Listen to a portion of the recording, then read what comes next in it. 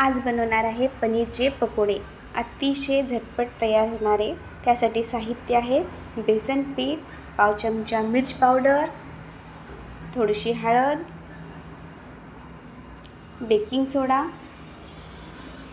चवीनुसार मीठ घ्यायचे, ओवा टाकायचे, लसणाचे 5-6 पाकळ्या घ्यायचे, धनी पत्ता, जिरं जाडसर कुटून घ्यायचे आपल्याला। हे मिक्स करून घ्यायचे आहे बेसन पिठामध्ये। पाणी टाकून चांगला बॅटर तयार करायचे आहे आपल्याला।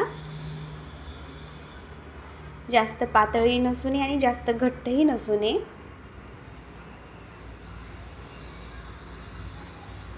अशा पद्धतीने बॅटर तयार करून घ्यायचे आहे।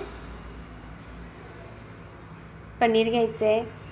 पनीरचे आपल्या मनानुसार किंवा आपल्या आवडीनुसार आकार कट करून घ्यायचे। तेल गरम करून घ्यायचं आहे चांगलं। बॅटरमध्ये पनीर मिक्स करून बुडवून तळून घ्यायचे आहे आपल्याला। खूपच चविष्ट लागतात, झटपट तयार होतात। एकदा नक्की करून बघा पनीरचे पकोडे। माझ्या चॅनलला लाईक करा, सबस्क्राईब करा।